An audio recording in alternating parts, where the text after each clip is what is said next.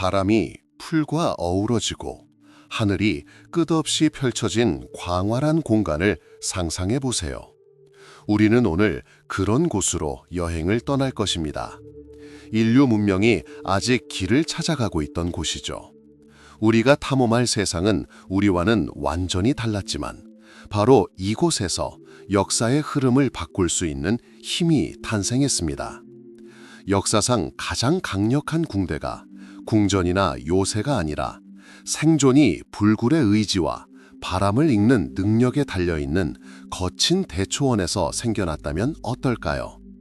이 질문은 마치 과거에서 들려오는 조용한 속삭임처럼 우리를 위대한 변화의 기원으로 이끕니다.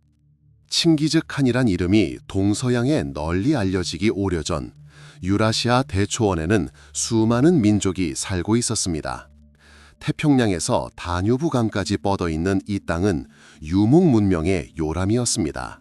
이곳 사람들은 자연과 조화를 이루며 살았고 계절의 변화와 가축의 이동에 따라 삶이 형성되었습니다. 그들은 뛰어난 기병이자 전사였으며 목축업에도 능했습니다. 그들의 세상은 끊임없이 이동하며 풀이 무성하게 우거져 방목하기에 적합한 곳이라면 어디든 집을 지을 수 있었습니다. 이 유목 부족들은 분열에도 불구하고 독특한 문화와 전통을 지녔습니다. 그들은 자유, 충성, 그리고 힘을 중시했습니다. 그들의 사회는 씨족 유대감과 부족 관습을 기반으로 구축되었습니다. 바로 이러한 환경에서 훗날 그들이 역사상 가장 거대한 제국 중 하나를 건설할 수 있게 해준 기술들이 개발되었습니다. 대초원은 단순한 서식지가 아니라 스승이었습니다. 인내심, 지구력, 그리고 적응력을 가르쳤습니다. 그런 환경에서의 삶은 끊임없는 경계와 신속한 결정을 내리는 능력을 요구했습니다. 매일매일이 인내심의 시험이었고 가장 회복력이 강한 자만이 살아남고 번영할 수 있었습니다. 끝없이 펼쳐진 풀밭과 드넓게 펼쳐진 하늘 아래 혹독하지만 독특하게 아름다운 이 환경에서 역사의 기록에 영원히 남을 한 남자의 여정이 시작되었습니다. 겸손하게 시작했지만 전례 없는 정복과 변혁으로 이어진 여정이었습니다. 우리는 제국이 아직 존재하지 않았지만 그 기반은 이미 다져졌던 원점에서 그 여정을 시작할 것입니다. 유라시아의 광활한 초원, 키 큰 풀 사이로 바람이 스치던 곳에서 전설이 탄생했습니다. 바로 권력과 변화의 대명사가 된 한 낭자의 이야기, 칭기즈 칸입니다. 하지만 위대한 칸이 되기 전 그는 시련으로 가득 찬 어린 시절을 보낸 한 소년에 불과했습니다. 미래의 정복자는 1162년경 몽골의 고귀한 지도자 예수게이의 가문에서 태어났습니다. 그의 본명은 태무진으로 대장장이 또는 철을 뜻합니다. 이 이름은 아마도 그의 아버지가 태어나기 직전에 물리친 적을 기리기 위해 지어준 이름일 것입니다. 태무진의 어머니 호엘루는 현명하고 강인한 여성으로 그의 성장에 큰 영향을 미쳤습니다. 태무진의 어린 시절은 결코 평화롭지 않았습니다.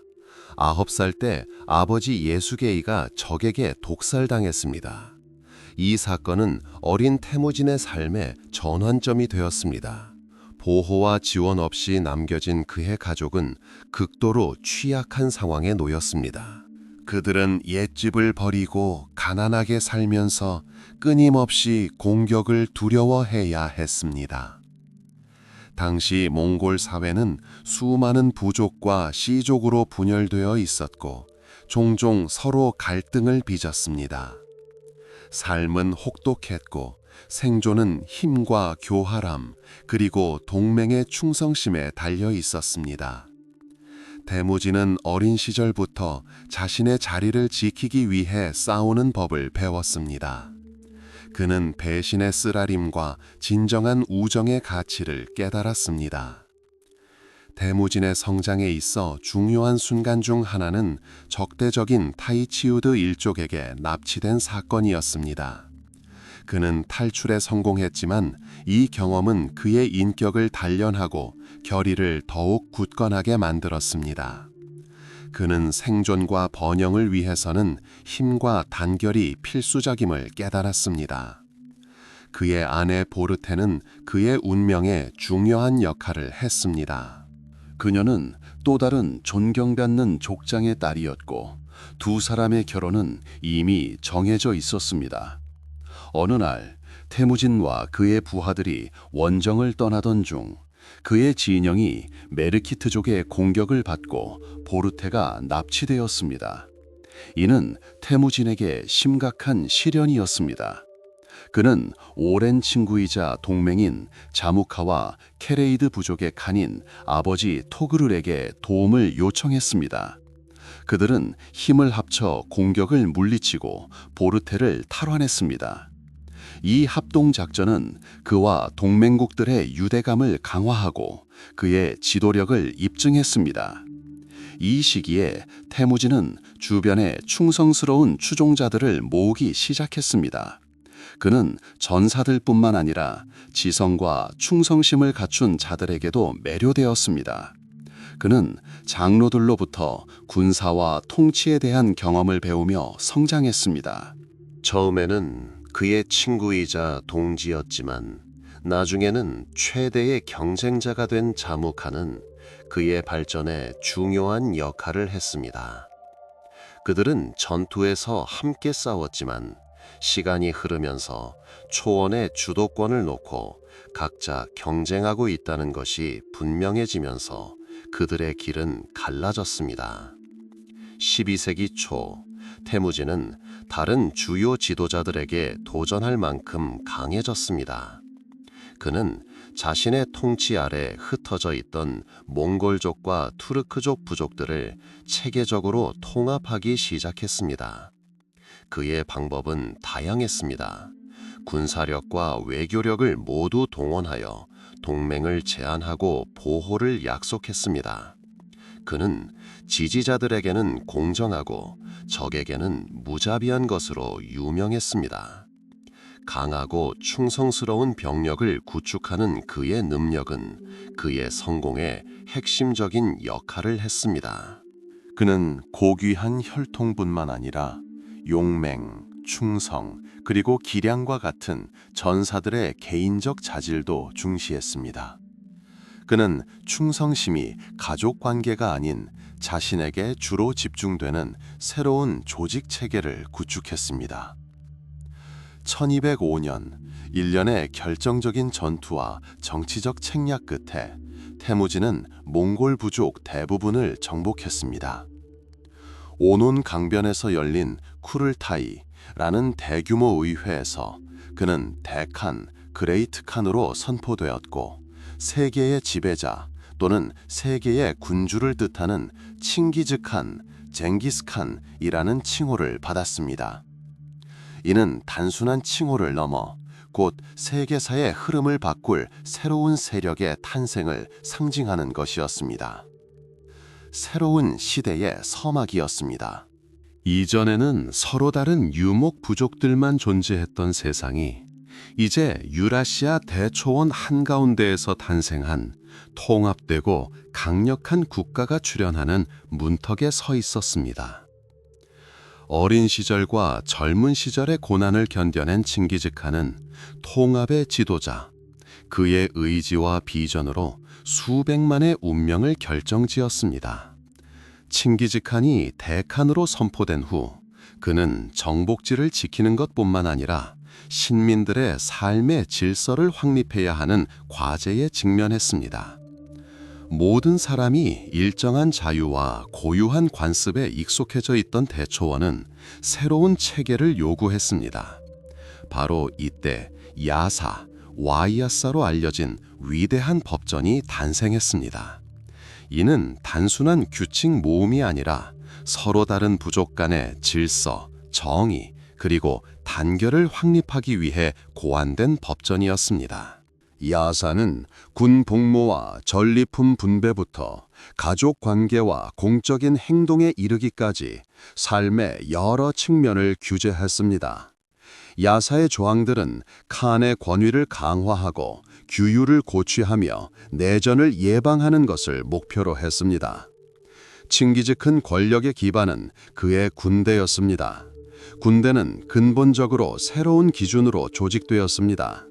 시족과 부족에 따른 전통적인 구분 대신 군대는 십진 단위, 백, 천, 투맨 단위로 나뉘었고 각 부대에는 칸이 직접 임명한 지휘관이 있었습니다. 이러한 체계는 엄격한 규율과 효율적인 지휘를 보장했습니다. 병사들의 충성심은 부족 지도자가 아닌 칭기즈 칸과 그의 장교들에게로 향했습니다. 이는 통일되고 잘 조율된 군사체계를 구축할 수 있게 한 혁명적인 조치였습니다. 군대는 훈련과 준비에 큰 비중을 두었습니다. 전사들은 혹독한 훈련을 통해 활, 검, 그리고 마상 전투 기술을 연마했습니다. 몽골 궁수들은 세계에서 가장 뛰어난 궁수들 중 하나였습니다. 그들은 말을 타고도 매우 정확하게 표적을 명중시킬 수 있었습니다. 몽골의 전술에는 신속한 기습, 허세 부리기, 포위 공격, 그리고 적에게 심리적 압박을 가하는 것이 포함되었습니다. 그들은 기동성과 대초원 지형에 대한 익숙함이라는 이점을 능숙하게 활용했습니다. 군대의 일상은 혹독했지만 공평했습니다. 전리품은 정해진 규칙에 따라 분배되어 강도와 불만을 배제했습니다. 모든 병사는 자신의 위치와 역할을 알고 있었습니다. 규율은 엄격했습니다. 명령에 불복종하거나 비겁함을 보이면 엄중한 처벌을 받았습니다. 그러나 용맹과 충성심에 대해서는 마땅한 보상과 존경을 받았습니다.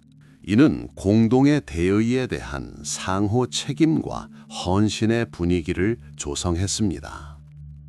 강력한 군대를 건설하고 내부 질서를 확립한 칭기즈 칸은 영토 확장을 준비했습니다. 그의 시선은 고향 초원 너머로 향했습니다. 그의 첫 번째 목표는 몽골과 평화적이든 적대적이든 오랫동안 접촉해온 주변 민족과 국가들이었습니다. 그의 초기 원정은 남아있던 반항적인 부족들을 진압하고 국경을 강화하는 데 목표를 두었습니다.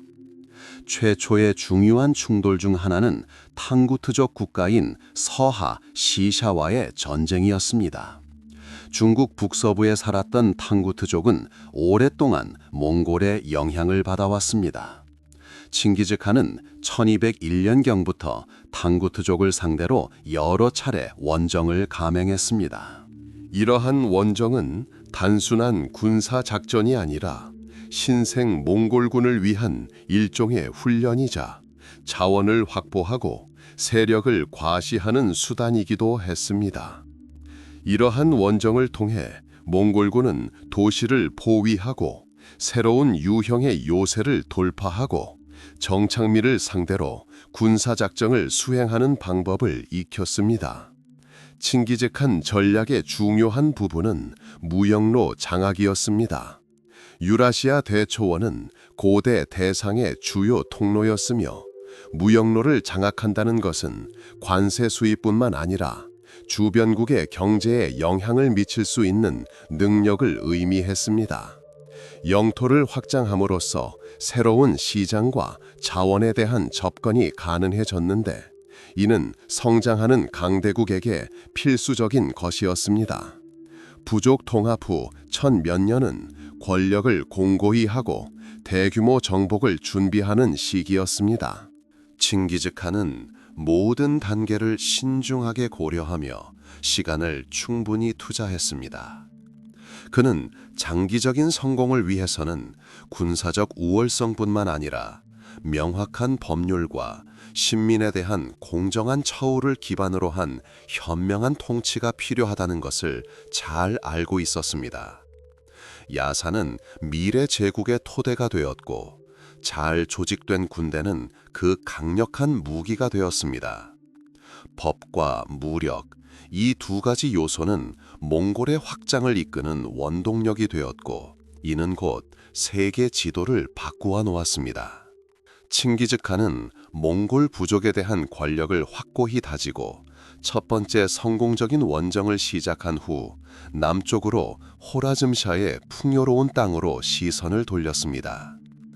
호라즘샤는 중앙아시아의 광활한 영토에 걸쳐 발달한 문화, 대도시, 그리고 막강한 군사력을 갖춘 강력한 왕국이었습니다.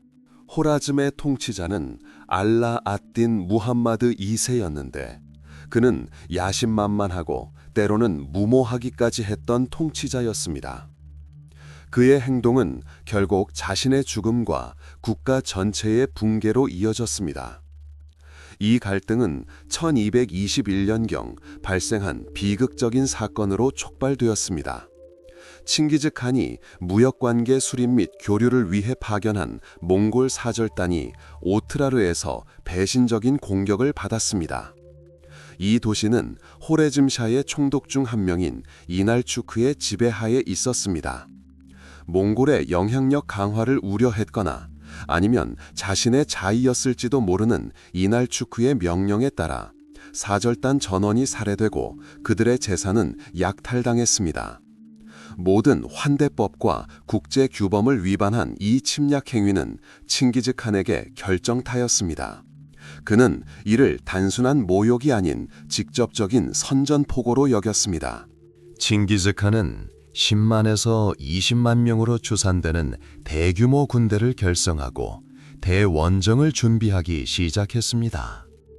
몽골군은 고도로 조직적이고 규율이 잘 잡혀 있었습니다. 모든 전사는 자신의 위치와 역할을 잘 알고 있었습니다. 몽골군의 두드러진 특징은 기동성이었습니다. 광활한 거리를 이동할 수 있는 경기병과 탁 트인 지형에서의 기동력 덕분에 몽골군은 강력한 적이었습니다.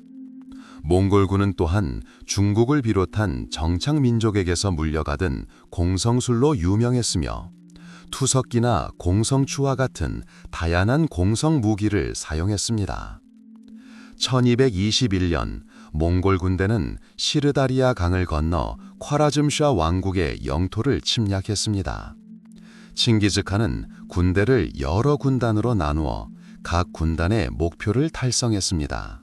제베 장군과 수베데이 장군이 주휘하는 한 분견대는 서쪽으로 이동하여 적군의 주의를 분산시키고 정찰 경로를 확보했습니다. 칭기즈칸 본인은 주력군을 이끌고 남쪽으로 진격하여 콰라즘의 주요 도시들을 향해 진군했습니다.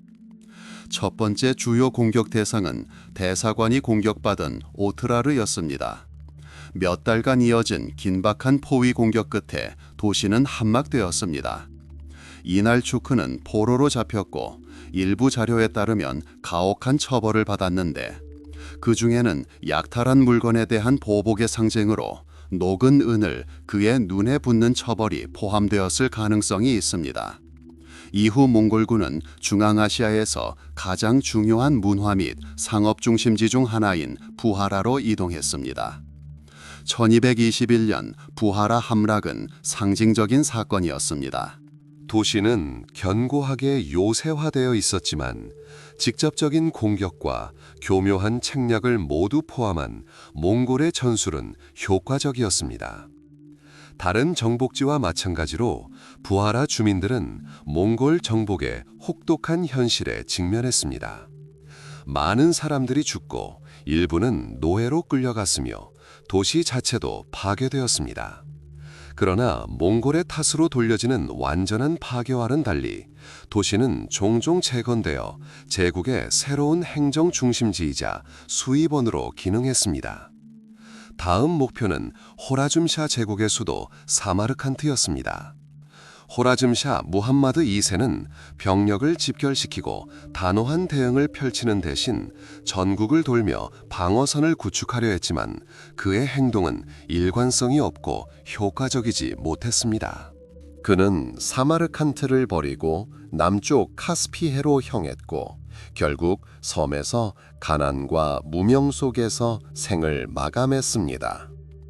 사마르칸트 포위 공격은 1221년에 시작되었습니다.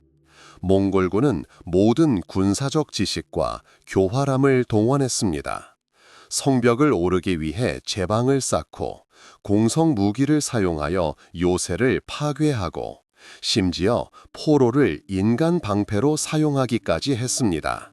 몇 달간의 포위 공격 끝에 도시는 함락되었습니다. 부하라에서처럼 몽골군은 잔혹한 숙청을 감행했지만 다른 많은 도시들처럼 도시 자체는 완전히 파괴되지 않았습니다. 도시는 약탈당했지만 나중에 다시 인구가 늘어나 몽골 제국의 중요한 지역이 되었습니다. 콰라즘샤 제국을 상대로 한 원정은 단순한 군사적 침략이 아니라 강력한 왕국조차 무너뜨릴 수 있는 새로운 힘의 과시였습니다. 칭기즈칸의 전략은 군사적 우월성뿐만 아니라 심리적 압박에도 의존했습니다. 몽골군의 잔혹함과 무자비함에 대한 소문은 군대보다 더 빠르게 퍼져나가 적들에게 공황과 사기 저하를 초래하는 경우가 많았습니다. 호레즘샤 제국의 몰락은 엄청난 결과를 가져왔습니다. 수세기 동안 무역과 문화의 중심지였던 이 나라는 사실상 파괴되었습니다. 수백만 명이 죽거나 집을 떠나 피난길에 올랐습니다. 중앙아시아의 광대한 영토가 몽골의 지배를 받게 되었습니다. 이 원정은 몽골 제국이 서쪽으로 페르시아, 자캅카스, 그리고 그 너머 유럽 국경까지 확장할 수 있는 길을 열어주었습니다. 몽골 원정이 벌어졌던 땅의 주민들에게는 이 시기는 엄청난 격변의 시기였습니다. 한때 생명과 장인, 상인, 농부로 가득했던 도시들은 모두 파괴와 불확실성에 직면했습니다. 하지만 몽골의 정복이 항상 완전한 멸망을 의미했던 것은 아니라는 점을 이해하는 것이 중요합니다. 초기의 파괴 이후 몽골인들은 권위를 확립하고 세금을 징수하며 질서를 유지하려 했습니다. 그들은 실용주의자였고 파괴된 도시는 아무런 이득도 주지 못했습니다. 따라서 일정 기간의 혼란 끝에 새로운 지도부 아래에서 재건이 시작되는 경우가 많았습니다. 호라즘샤 제국의 몰락은 칭기즈칸의 힘과 결의를 세상에 보여주었습니다. 이는 단순한 정복이 아니라 몽골 제국이 광활한 유라시아 대륙을 지배하는 새로운 시대의 시작이었습니다.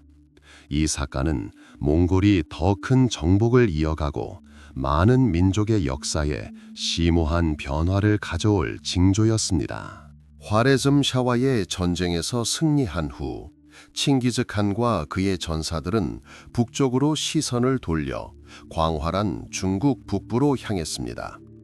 이곳에는 아무르강 유역 출신의 여진족이 세운 강력한 금나라가 통치하고 있었습니다. 12세기 초 1121년경 여진족은 선조인 거란족을 몰아내고 만주에서 화이허강까지 뻗어있는 제국을 건설했습니다.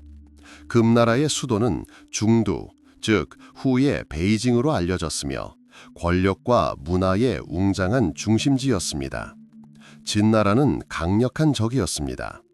군대는 잘 조직되어 있었고 영토는 풍부한 자원을 보유하고 있었습니다. 혹독한 환경에 적응한 여진족은 뛰어난 전사들이었습니다. 또한 관료제도와 농업을 비롯한 중국 문명의 여러 업적을 성공적으로 받아들였습니다. 진나라 통치하에 중국 북부는 발전된 도시, 활기 넘치는 시장, 그리고 번영하는 농업을 가진 지역이었습니다. 일반 서민, 농민, 장인들의 삶은 대체로 오랜 전통을 따랐습니다. 농민들은 논을 경작하여 쌀과 밀을 재배했고 도시의 장인들은 비단, 도자기, 금속 세공품을 제작했습니다. 무역이 건성하여 제국의 여러 지역을 연결했습니다. 몽골은 13세기 전반 1215년경 금나라 영토 침략을 시작했습니다. 이 원정은 길고 고된 과정이었습니다. 여진족은 요새와 잘 훈련된 병력을 활용하여 맹렬히 저항했습니다. 한편 몽곤족은 기동성, 신속한 기동, 그리고 심리적 압박을 기반으로 한 그들만의 유명한 전술을 구사했습니다. 그들은 공성 장비를 능숙하게 활용했고 종종 패배한 민족에게서 노획하여 자신들의 필요에 맞게 개조하기도 했습니다. 북중국 정복의 핵심 사건 중 하나는 1213년 수도 중두를 함락시킨 것입니다. 진나라의 심장부였던 중두는 오랜 포위 공격 끝에 함락되고 대부분 파괴되었습니다. 수도를 잃은 것은 진나라의 큰 타격이었습니다. 몽골군은 거기서 멈추지 않았습니다. 그들은 원정을 계속하며 적의 저항을 점차 약화시켰습니다. 몽골의 정복이 획일적인 과정이 아니었다는 점을 이해하는 것이 중요합니다. 정복은 종종 격렬한 군사작전과 그에 따른 몽골 통치 수립 시기를 포함했습니다. 정복 이후 몽골은 통치 체제를 확립하고 세금을 징수하고 질서를 유지하려 했습니다. 그들은 실용적인 통치자였습니다. 파괴된 도시와 황폐화된 땅은 그들에게 아무런 이득도 주지 못했습니다. 따라서 일정 기간의 파괴가 있은 후에는 새로운 지도부 아래에서 재건이 시작되는 경우가 많았습니다. 1234년 금나라는 마침내 멸망했습니다. 그 땅은 광대한 몽골 제국에 합병되었습니다. 북중국 정복은 엄청난 의미를 지녔습니다. 칭기즈 칸의 영토를 확장했을 뿐만 아니라 몽골인들은 당대 가장 발전된 국가 중 하나였던 몽골의 자원, 기술, 그리고 경험에 접근할 수 있었습니다. 중국의 장인, 기술자, 과학자들은 몽골 군대와 행정에 참여하여 그들의 지식과 기술을 바탕으로 정복을 계속했습니다. 이는 인류 역사상 가장 큰 제국을 건설하는 데 중요한 발걸음이었습니다. 이처럼 몽골인들은 정복당한 민족의 업적을 파괴했을 뿐만 아니라 그들의 체계를 변형하여 자신들의 체계에 통합했습니다. 중국 북부에서 성공적인 원정을 치른 후 몽골 지휘관들은 서쪽으로 시선을 돌렸습니다. 칭기즈칸의 통치 아래 영토를 확장했던 몽골 제국은 국경을 강화하고 무역로를 확보하고자 했습니다. 한편 서쪽 유라시아 대초원에는 몽골의 확장과 함께 운명이 얽히게 될 민족과 국가들이 존재했습니다. 이 시기 가장 중요한 사건 중 하나는 몽골군과 러시아 공국 간의 충돌이었습니다. 이는 첫 번째 교전은 아니었지만 이 전투는 광범위한 결과를 초래했습니다. 1223년 몽골 사령관 수베데이와 제베는 정찰대를 이끌고 폴롭티아 초원 깊숙이 진군했습니다. 그들의 임무는 영토를 탐사하고 잠재적인 적의 전력을 평가하는 것이었습니다. 몽골의 위협에 직면한 폴롭티 칸들은 이웃인 러시아 제후들에게 도움을 요청했습니다. 그들은 사절을 파견하여 지원을 요청하며 오랜 유대 관계와 공동의 위험을 언급했습니다. 러시아 제후들은 비록 의견이 갈렸지만 그러한 위협을 무시할 수 없다는 것을 알고 있었습니다. 회의가 소집되었고 폴롭티인들에게 지원을 제공하기로 결정했습니다. 군주들은 군대를 조직했는데 다양한 추산에 따르면 그 수는 수천 명에 달했습니다. 그 중에는 키이우, 갈리치아 볼린, 체르니고프 등 여러 공국 출신의 전사들이 있었습니다. 이 연합군의 선두에는 무스티슬라프 대공, 키이우의 무스티슬라프, 갈리치아의 다니엘을 포함한 군주들이 있었습니다. 이는 중요한 군사 조직이었지만 통일된 지휘 체계와 명확한 전략이 부족했습니다. 높은 규율과 노련한 지도력을 갖춘 몽골군은 이러한 사태를 예견했습니다. 러시아군이 접근해오는 것을 알아차린 수베데이와 제베는 함정에 빠지게 하기로 결정했습니다. 그들은 후퇴를 시작하며 러시아군을 교묘하게 남쪽 초원으로 유인했습니다. 몽골군은 초토화 전술을 사용하여 적군이 식량과 사료를 보충할 기회를 박탈했습니다. 이 전투는 러시아 공국들의 비극적인 패배를 상징하는 칼카강에서 벌어졌습니다. 이 전투는 1223년 늦봄에 일어났습니다. 유리한 위치를 점한 몽골군은 오랜 추격전으로 기진맥진하고 보급품 부족에 시달리는 러시아군이 취약한 위치에 놓일 때까지 기다렸습니다. 전투 초반에는 양측 모두 결정적인 우위를 점하지 못했습니다. 러시아 병사들은 피로에도 불구하고 용감하게 싸웠습니다. 그러나 몽골군의 전술이 효과를 발휘하기 시작했습니다. 그들은 명망 높은 기마 궁수들을 활용하여 원거리에서 적에게 사격한 후 재빨리 후퇴함으로써 적의 근접전을 저지했습니다. 결정적인 순간은 몽골군이 교묘하게 도주하는 척하며 용맹궁 무스티슬라프의 수행원을 포함한 일부 러시아군을 추격하게 만든 것입니다. 이로 인해 러시아군은 병력이 부족해지고 대영이 붕괴되었습니다. 이 시점에서 몽골군은 반격을 개시했습니다. 뛰어난 기동성을 갖춘 몽골 기병대가 뿔뿔이 흩어진 러시아군을 포위했습니다. 격렬한 전투가 이어졌습니다. 러시아 군주들과 그들의 전사들은 마지막까지 싸웠지만 승산은 희박했습니다. 뛰어난 훈련과 규율을 갖춘 몽골군은 조직적이고 효과적인 방식으로 행동했습니다. 칼카강 전투는 러시아군의 완패로 끝났습니다. 수많은 공들이 전사하고 포로로 잡혔습니다. 막대한 손실이 발생했습니다. 이 패배는 러시아 영토에 큰 충격을 주었으며 잘 조직되고 규모가 큰 군대에 얼마나 취약한지를 보여주었습니다. 칼카 전투의 여파는 오래도록 지속되었습니다. 정찰 임무를 완수한 몽골군은 곧바로 러시아 영토 정복에 나서지 않았습니다.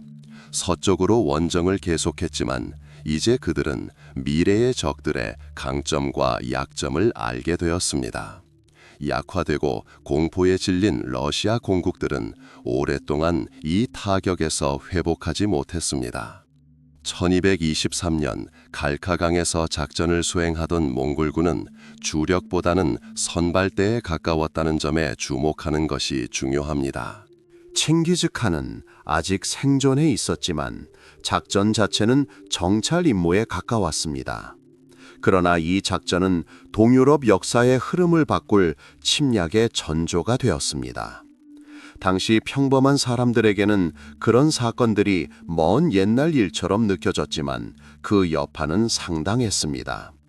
교역로가 마비되고 군대를 지원하기 위해 새로운 세금이 부과되었으며 보이지 않는 정복자에 대한 소문이 입소문을 타고 퍼져나가 공포와 불확실성을 조장했습니다. 공국들의 삶은 평소처럼 이어졌습니다. 농민들은 땅을 경작하고 장인들은 도시에서 노동하며 군주들은 내전을 벌였습니다.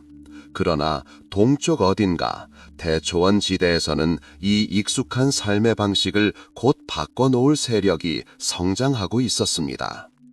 칼카 전투 이후 몽골군은 여정을 계속했습니다. 그들은 쿠만족을 격파한 후 북코카서스 지역을 탐험하고 오늘날 조지아와 아르메니아 지역을 거쳐 카스피의 영안까지 진출했습니다.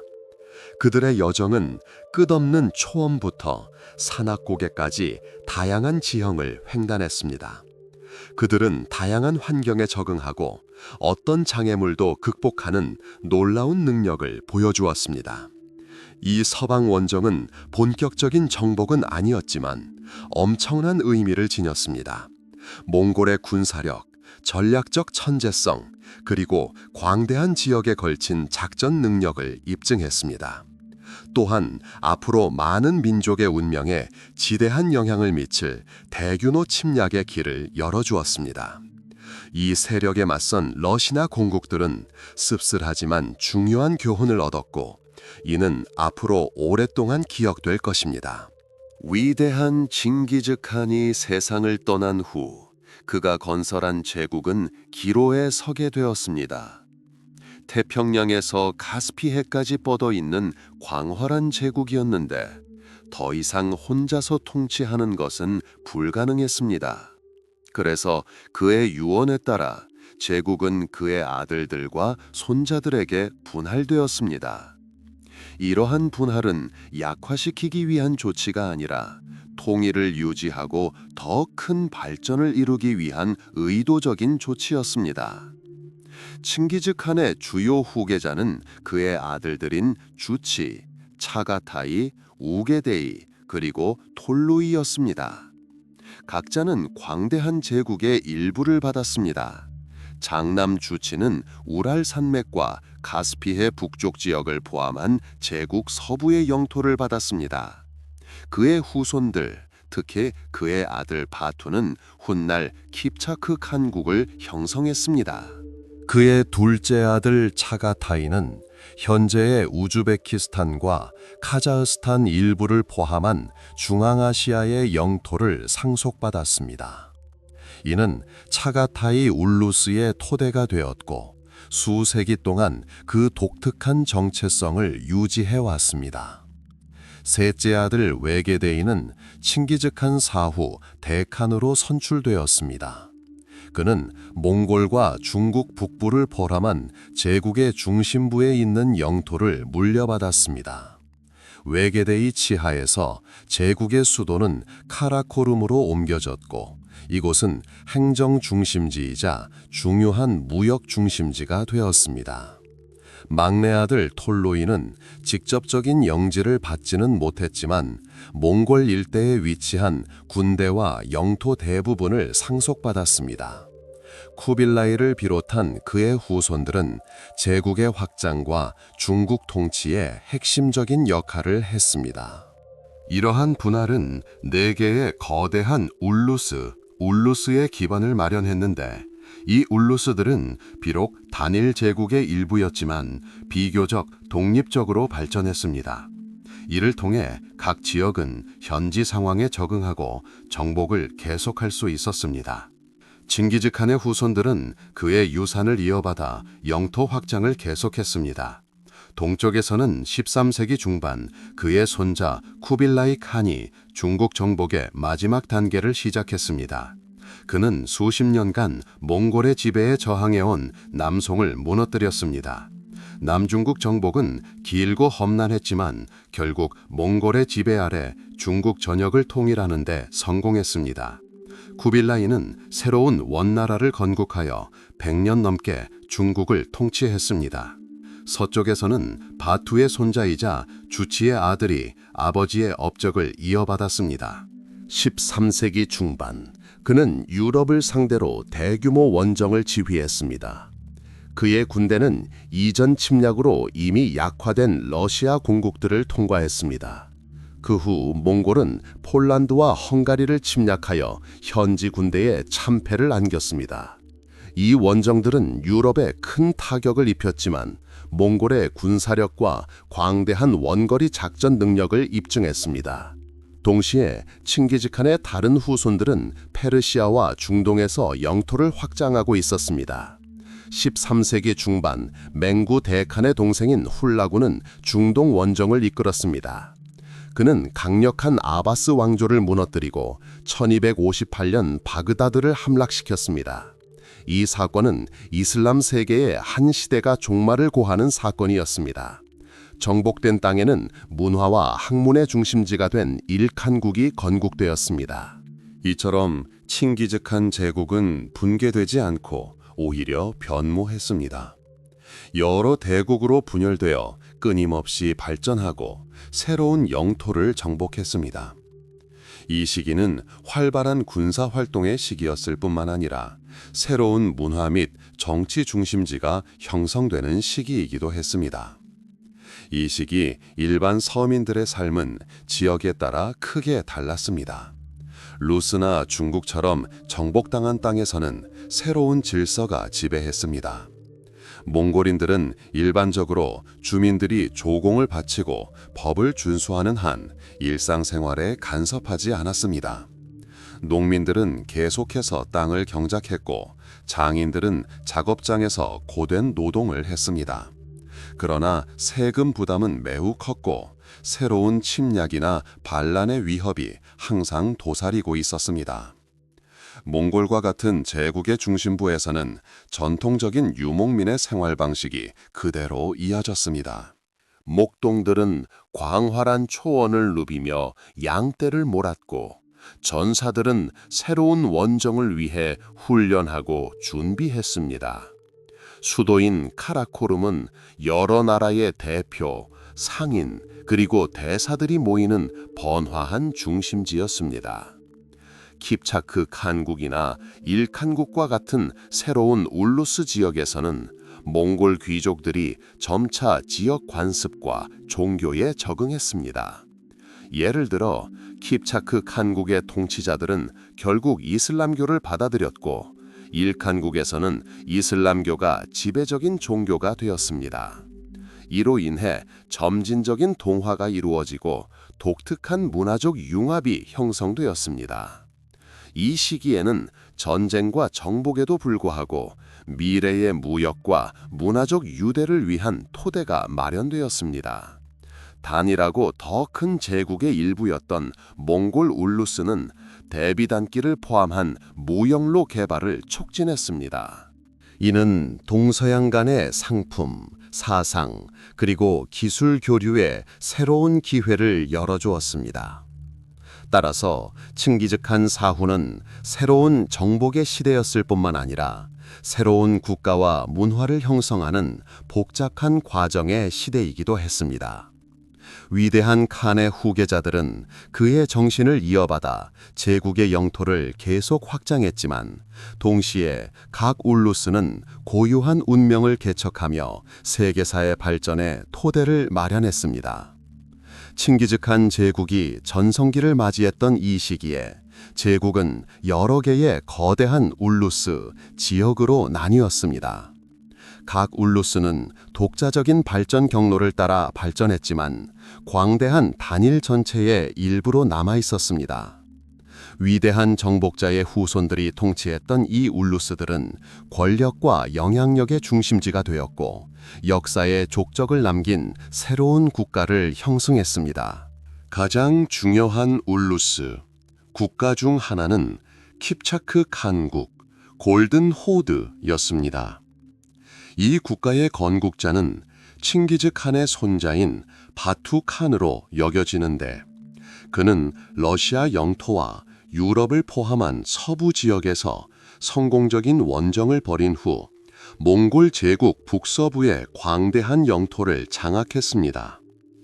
13세기 중반인 1240년경 볼가 강변에 위치한 사라이 바투가 이 울루스의 수도가 되었습니다. 킵차크 칸국은 동쪽으로는 이르티시 강에서 서쪽으로는 다뉴브 강까지 뻗어 있었으며 오늘날의 러시아, 우크라이나, 카자흐스탄 그리고 다른 나라들의 일부 지역을 포함했습니다. 킵차크 호드의 삶은 다양했습니다. 처음에는 전통을 고수했던 몽골 귀족들은 점차 지역 문화의 요소들을 흡수했습니다. 많은 몽골 통치자와 그 수행원들이 이슬람으로 개종했고 이는 울루 지역의 종교 및 문화 생활에 지대한 영향을 미쳤습니다. 사라이 바투와 같은 도시에는 무역과 공예가 발전했고 모스크와 궁전이 건설되었습니다. 그러나 대부분의 인구, 특히 대초원 지역의 사람들은 가축을 기르며 유목 생활을 이어갔습니다. 통치는 총독과 세금 징수원이라는 복잡한 시스템을 통해 이루어졌습니다. 외적인 단결에도 불구하고 여러 지배 가문 간의 내부 갈등과 권력 다툼은 드문 일이 아니었습니다. 또 다른 중요한 울루스는 징기스칸의 둘째 아들 차가타이의 이름을 딴 차가타이 울루스였습니다. 이 울루스는 현재의 우즈베키스탄, 키르기스스탄, 타지키스탄, 그리고 카자흐스탄과 아프가니스탄의 일부를 포함한 중앙아시아 전역을 포괄했습니다. 수도는 알말리크였고 그 뒤로 사마르칸트와 부하라와 같은 고대 도시와 세련된 도시들이 이어졌습니다.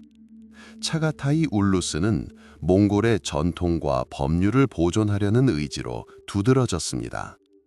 통치자들은 종종 관대한 영토에서 반란을 진압하고 질서를 유지해야 할 필요성에 직면했습니다.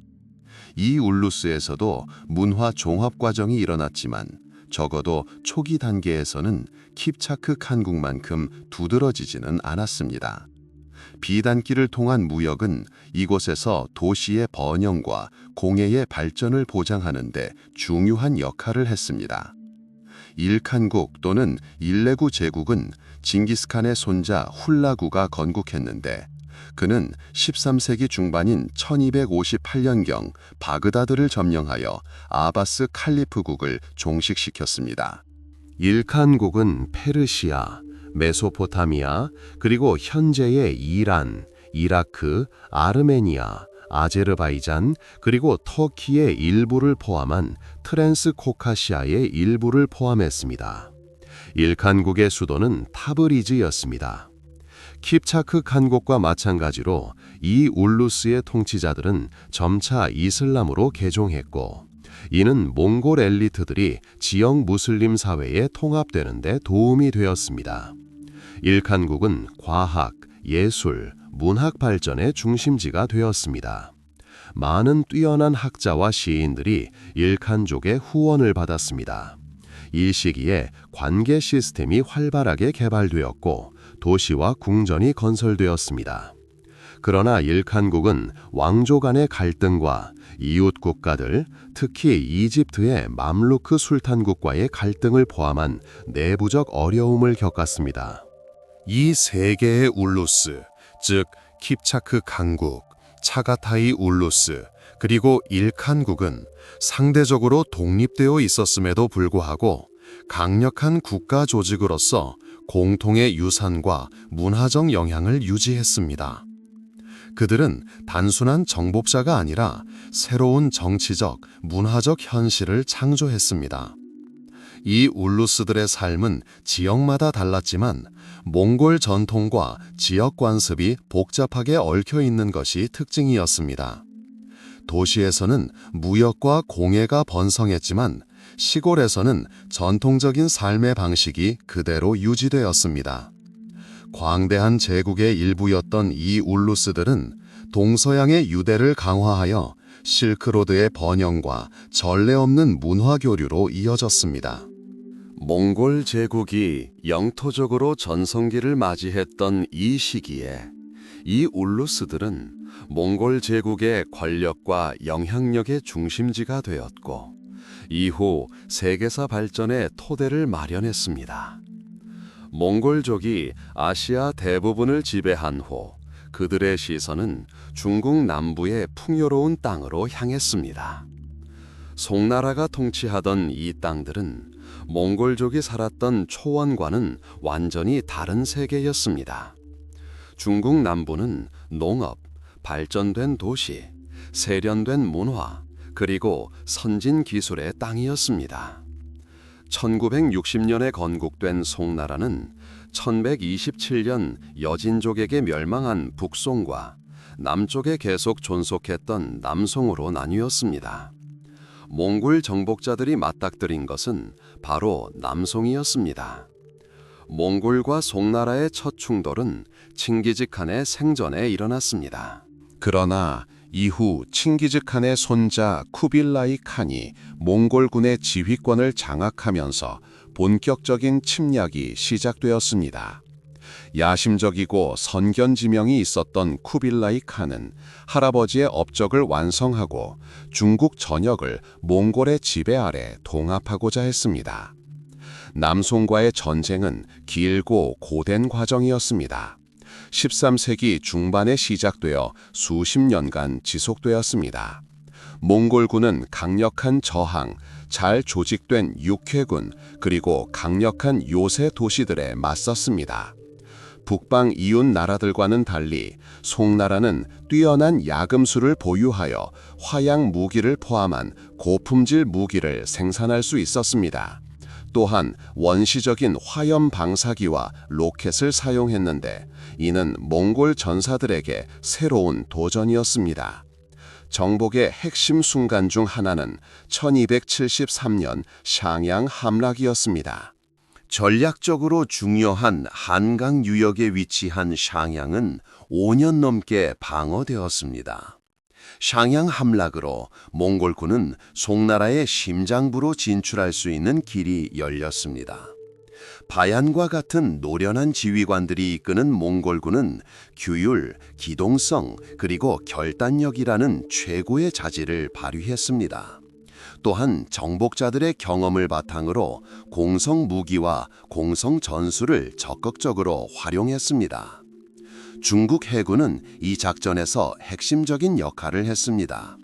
송나라는 뛰어난 해상력과 군함으로 명성을 떨쳤습니다. 자체 해군력이 부족했던 몽골은 중국인 기술자와 선원을 활용하고 자체 함선을 건조하여 송나의 해군력에 도전했습니다. 1275년 수천 척의 함선으로 구성된 몽골 함대는 결정적인 공세를 개시했습니다. 1275년에 벌어진 연주 해전은 중세 최대 규모의 해전 중 하나였습니다. 몽골군은 숫작 우세와 혁신적인 전술을 활용하여 송나라 함대를 격파했습니다. 이로써 제국의 수도 이만으로 향하는 길이 열렸고 1276년에는 이만을 함락시켰습니다. 수도의 함락은 저항의 완전한 종식을 의미하지 않았습니다. 송나라 군대와 조정의 잔존 세력은 남부지방에서 방어선을 구축하려 했습니다. 그러나 1279년 송나라의 마지막 해군이 패주한 결정적인 야만 전투 이후 제국은 마침내 멸망했습니다. 남중국 정복은 단순한 군사적 성공에 그치지 않았습니다. 이는 남중국 전체에 엄청난 영향을 미쳤습니다. 쿠빌라이 칸이 이끄는 몽골족은 새로운 왕조인 원나라를 건국했습니다. 쿠빌라이 칸은 송나라가 멸망하기 훨씬 전인 1271년에 스스로 황제를 선포하며 중국 전역에 대한 자신의 권리를 강조했습니다. 원나라 시대에 중국은 수세기 만에 처음으로 통일을 이루었습니다. 몽골족은 고유한 문화적 정체성을 유지하면서도 중국의 전통과 행정 관행을 적극적으로 흡수했습니다. 쿠빌라이 칸은 다른 많은 정복자들과 달리 단순한 지배가 아닌 통합을 추구했습니다. 그는 중국 관료제, 교육제도, 심지어 한자까지 많은 요소를 차용했습니다. 몽골의 통치 아래 중국의 일상생활은 변화를 겪었습니다. 몽골 귀족들이 최고 위직을 차지했지만 행정기구의 상당 부분은 여전히 중국인들의 것이었습니다. 인구 조사가 실시되었고 새로운 조세 제도가 도입되었습니다. 몽골은 무역을 장려하여 실크로드를 비롯한 여러 교역로를 강화했습니다. 또한 예술과 과학을 후원했지만 이전 왕조와는 다소 다른 방향으로 나아갔습니다. 새로운 수도 칸발리크, 현재의 베이징 건설은 새로운 시대의 상징이 되었습니다. 이 도시는 웅장한 궁전과 사원을 갖춘 웅장한 규모로 계획되었으며 이는 몽골 제국의 위력을 반영했습니다. 쿠빌라이 칸은 다양한 문화와 민족이 공존할 수 있는 통합된 공간을 만들고자 했습니다. 그러나 몽골 통치는 어려움 없이 진행된 것은 아니었습니다. 지역 주민들의 불만, 봉기, 그리고 내부 갈등이 겹치는 시기들이 있었습니다. 상대적으로 소수였던 몽골의 엘리트들은 중국 사회로부터 고립감을 느끼는 경우가 많았습니다.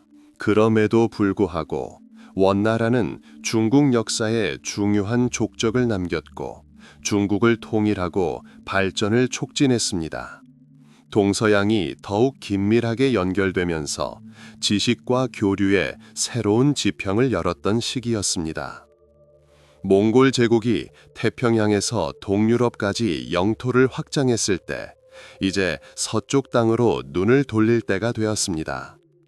중앙아시아와 페르시아 정복에 성공한 후 칭기즈 칸의 손자들이 이끄는 강력한 군대가 진격했습니다. 이 서쪽 원정의 주요 공격 세력은 위대한 정복자 주치의 아들, 훗날 바투칸으로 불리게 된 바투칸이었습니다. 그의 장군들은 수베데이와 같은 노련한 지휘관들이었는데 그들의 군사적 지혜는 그 효과를 거듭거듭 입증했습니다. 1236년 몽골군이 루스 땅에 진입했습니다. 이것이 첫 번째 충돌은 아니었지만 본격적인 침략이었습니다. 분열되어 이러한 공격에 대비하지 못한 도시와 공국들이 잇따라 함락되었습니다. 라잔, 콜롬나, 모스크바, 블라디미르 등 러시아 땅의 고대 중심지들이 모두 파괴되었습니다. 몽골군의 전술은 가차없었습니다. 신속한 기병 공격, 정복당한 민족에게서 차용한 공성 무기의 사용, 그리고 혹독한 환경에 익숙한 전사들의 용맹함이 돋보였습니다. 루스 제국의 가장 중요한 도시 중 하나인 키이우 포위 공격은 수개월 동안 지속되었습니다. 도시 주민들은 용감하게 방어했지만 병력은 열세였습니다. 1240년 키이우는 함락되었고 폐허만 남았습니다. 이 침략의 여파는 심각했습니다. 오랜 세월 동안 러시아 영토는 킵차크 칸국의 지배를 받았고 킵차크 칸국은 한때 통일 제국의 가장 큰 파편 중 하나가 되었습니다.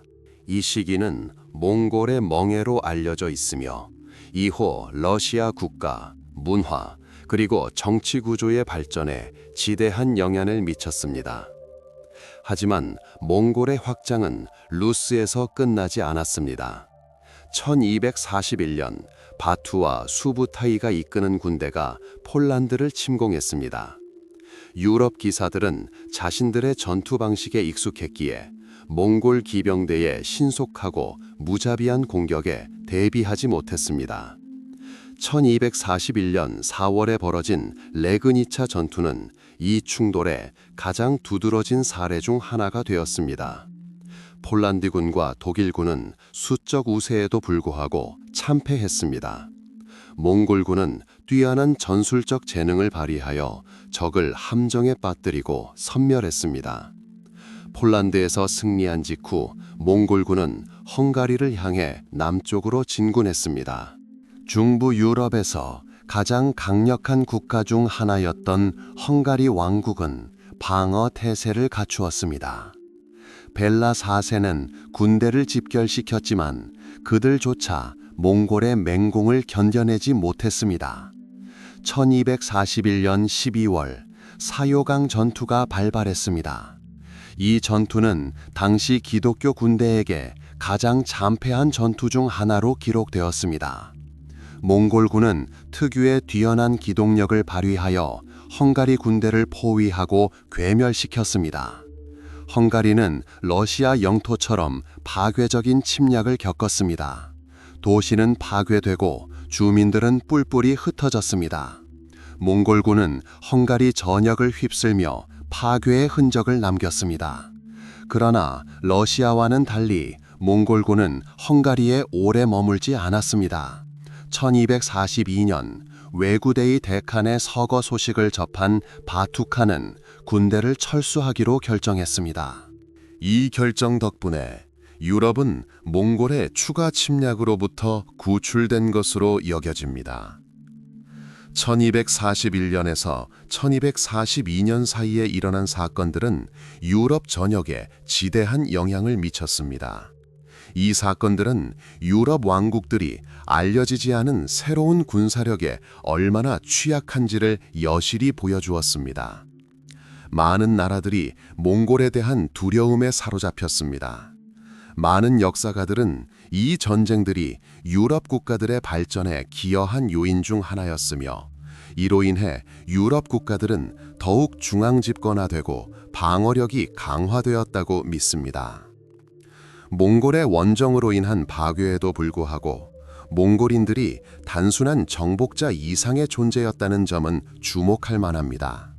통치권을 확립한 후 그들은 정복지의 질서를 회복하고 안보를 확보하고자 노력했습니다.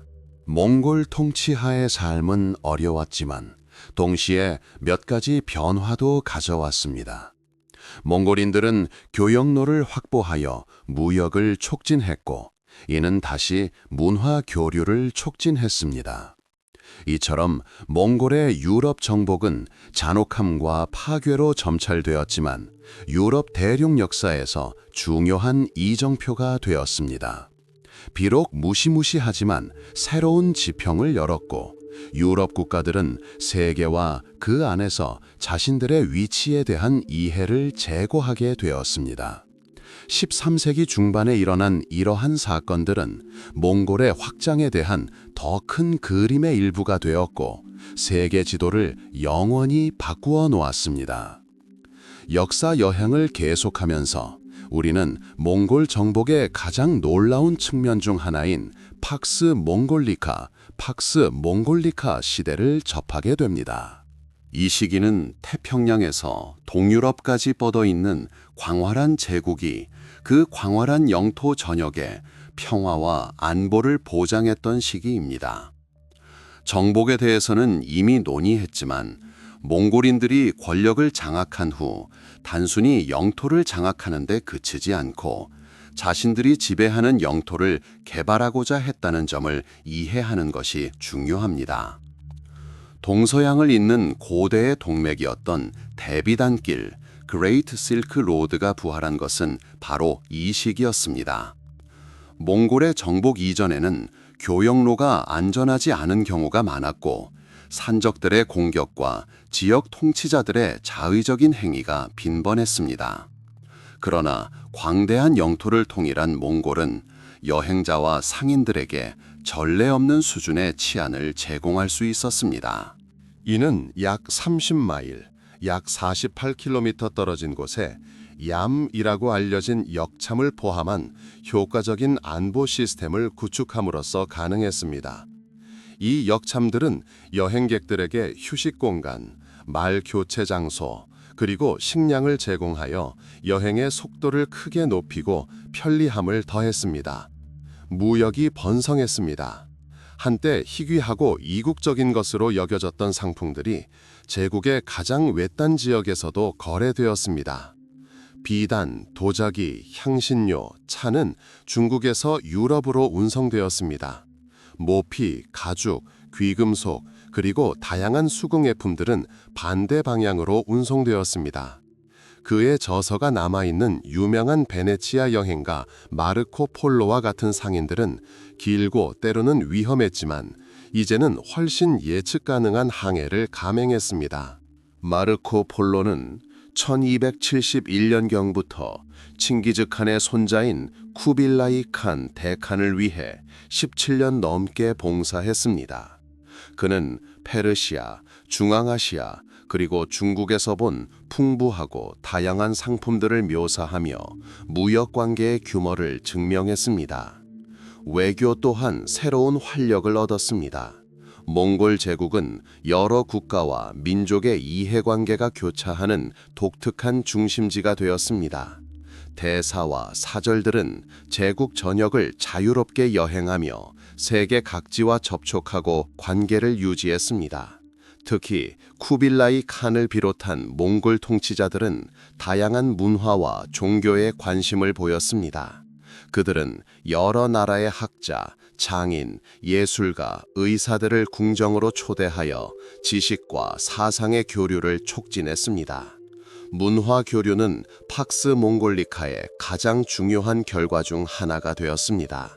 사상, 기술, 그리고 예술적 양식이 전례 없는 속도로 확산되기 시작했습니다. 예를 들어 중국에서 유래된 제지 및 인쇄 기술은 점차 서구로 퍼져나갔습니다.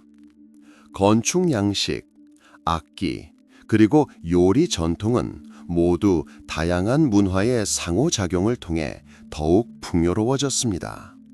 예를 들어 몽골 예술의 영향은 페르시아 미니어처와 유럽에서 사용된 장식 요소에서 찾아볼 수 있습니다. 몽골 행정부는 군사력에도 불구하고 매우 실용적이었다는 점에 주목하는 것이 중요합니다.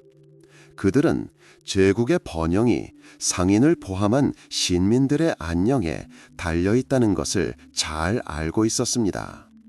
따라서 무역 대상들을 보호하고 공정한 무역 규칙을 확립하기 위한 법률이 제정되었습니다. 세금은 분명히 존재했지만 종종 체계적이고 예측 가능했는데 이는 분열된 국가에서 발생할 수 있는 혼란스럽고 부담스러운 세금 징수와는 대조적입니다. 이 평화와 번영의 시대는 비록 무력의 힘 위에 세워졌지만 수천 킬로미터나 떨어져 있던 민족들이 서로를 더 잘 알게 되는 계기가 되었습니다. 실크로드는 단순한 물자 수송로가 아니라 지식, 신앙, 그리고 문화적 가치를 전달하는 통로가 되었습니다. 광활한 영토가 단일 권력 아래 통합되어 문명 간의 전례 없는 교류를 가능하게 한 역사상 유례 없는 순간이었습니다. 몽골 제국은 결국 붕괴되었지만 팍스 몽골리카의 유산은 남았습니다. 이는 세계 여러 지역 간의 연결의 중요성과 무역 및 문화 교류가 어떻게 발전과 번영을 촉진할 수 있는지를 보여주었습니다. 이 시기는 중세 서양과 동양을 잇는 가교 역할을 하며 더 나아가 세계적 변화의 발판을 마련했습니다. 평화와 번영의 놀라운 시기를 살펴봤으니 이제 다음으로 중요한 측면, 즉 몽골이 광대한 제국을 유지하기 위해 만든 정부 체제에 대해 알아보겠습니다. 팍스 몽골리카로 알려진 놀라운 평화와 번영의 시대를 탐구하고 실크로드가 어떻게 문면을 연결하는 동맥이 되었는지 살펴보았습니다. 이제 다음으로 중요한 측면, 즉 몽골인들이 광대한 제국을 유지하기 위해 구축한 통치 체제에 대해 살펴보겠습니다. 이 체제는 군사력에 의존했지만 놀라울 정도로 실용적이고 효과적이어서 국가 건설사에 중요한 족적을 남겼습니다. 몽골의 통치 체계를 논할 때 그 체계가 획일적이지 않고 수십 년에 걸쳐 다양한 지역과 문화에 적응하며 발전해 왔다는 점을 이해하는 것이 중요합니다. 그러나 제국 전체에 공통적으로 적용되는 원칙들이 있었습니다. 그 핵심 요소 중 하나는 권력을 중앙 집권화하는 동시에 정복당한 민족에게 일정 수준의 자치권을 보장하는 것이었습니다. 몽골은 일반적으로 기존의 행정체계를 완전히 파괴하려 하지 않았습니다. 오히려 종종 그것들을 자신들의 체계에 통합하여 주요 직위에 충성파를 임명하거나 지역 통치자들이 몽골의 지배하에 권력을 유지하도록 허용했습니다. 통치의 기반은 엄격한 위계 질서였습니다. 가장 높은 자리에는 절대적인 권력을 가진 대칸이 있었습니다. 그 아래에는 그의 아들과 손자들이 있었는데 이들은 울루스라고 불리는 제국의 넓은 지역을 통치했습니다. 이 울루스들은 다시 더 작은 행정 단위로 나뉘었습니다. 몽골 행정이 매우 유연했다는 점에 주목하는 것이 중요합니다. 그들은 이처럼 광대한 영토를 효과적으로 통치하려면 지역 주민들의 지식과 경험에 의존해야 한다는 것을 알고 있었습니다. 따라서 중국인, 페르시아인, 러시아인, 터키인 등 다양한 국적의 대표들이 행정기구에 참여했습니다. 특히 세금 징수에 주의를 기울였습니다. 몽골은 당시 여러 분열된 국가에서 흔히 볼 수 있었던 혼란스러운 세금 징수 방식보다 예측 가능한 체계적인 세금 제도를 도입했습니다. 세금에는 토지세, 가축세, 장인과 상인에게 부과되는 세금 등 여러 종류가 있었습니다. 또한 국가적 필요에 따라 말과 안내인을 제공하고 도로와 다리 건설에 참여하는 등의 의무 제도도 있었습니다. 이러한 의무는 부담스러웠지만 제국의 기반 시설 유지에 기여하여 무역과 이동을 원활하게 했습니다. 몽골인들은 법과 질서 그리고 정의를 확립하기 위해 야사라고 알려진 법전에 의존했습니다. 야사의 정확한 내용은 남아있지 않지만 전장과 일상생활에서의 행동 규칙부터 상속과 범죄에 대한 처벌에 이르기까지 광범위한 문제를 다루고 있었던 것으로 알려져 있습니다. 야사는 규율과 질서를 유지하고 신민의 재산과 생명을 보호하는 것을 목표로 했습니다. 특히 제국의 번영에 필수적인 여행자와 상인의 보호에 중점을 두었습니다. 특히 도로 안전과 관련된 법률 위반은 엄중하게 처벌되었습니다. 우편 서비스, 즉 얌 시스템은 몽골 통치 체제에서 중요한 역할을 했습니다. 제국 전역에 일정한 간격으로 배치된 우편국 네트워크였습니다. 각 우편국에는 말, 사료, 그리고 메시지와 택배를 전달하는 인력이 배치되었습니다. 이 시스템은 제국의 한쪽 끝에서 다른 쪽 끝까지 명령, 소식, 정보를 신속하게 전달할 수 있도록 했습니다. 얌 시스템 덕분에 통치자들은 사건에 신속하게 대응하고 군대를 지휘하고 부왕과 연락을 유지할 수 있었습니다. 이는 당시로서는 참으로 혁명적인 업적이었으며 행정 및 통신 과정을 크게 가속화했습니다. 몽골 정복 당시 사람들의 일상생활의 통치 체계는 이중적인 영향을 미쳤습니다. 한편으로는 통일된 질서를 확립하고 교역로를 보호함으로써 안정과 발전의 기회를 가져왔습니다. 상인들은 장거리를 여행할 수 있었고 장인들은 새로운 시장에 접근할 수 있었으며 농부들은 잉여 생산물을 판매할 수 있었습니다. 다른 한편으로는 세금 납부와 의무 이행이 끊임없는 부담이었습니다. 그러나 분열된 땅에서 끊임없이 지속될 수 있는 전쟁과 무법 상태에 비하면 몽골의 질서는 오히려 축복으로 여겨졌습니다. 몽골인들은 또한 다양한 종교에 대해 놀라운 관용을 보였습니다. 그들은 자신의 신앙을 강요하지 않고 민족들이 자신의 관습과 신앙을 실천하도록 허용했습니다. 이는 긴장을 완화하고 다민족, 다종교 제국의 통치를 용이하게 하는 데 도움이 되었습니다. 동시에 몽골인들, 특히 후기에 이르러서는 정복당한 민족의 문화와 종교를 점차 수용하여 더욱 깊은 동화와 변혁을 이루었습니다. 몽골이 구축한 통치 체계는 복잡하고 다면적이었습니다. 중앙 집권적 권력과 분권적 요소가 결합되었고 엄격한 법과 효율적인 사회 기반 시설이 뒷받침되었습니다. 비록 그들의 정복은 폭력으로 점철되었지만 그들이 확립한 통치 원칙 자체가 광활한 영토의 안정과 발전에 기여했습니다. 이러한 실용적인 행정 방식은 무역과 통신의 발전과 더불어 미래의 세계적 변화를 위한 토대를 마련했으며 역사에 지울 수 없는 흔적을 남겼습니다. 이제 몽골이 제국을 어떻게 통치했는지 살펴보았으니 다음 중요한 단계, 즉 이 거대한 제국에 필연적으로 닥쳐온 쇠퇴와 붕괴의 시계로 넘어가 보겠습니다.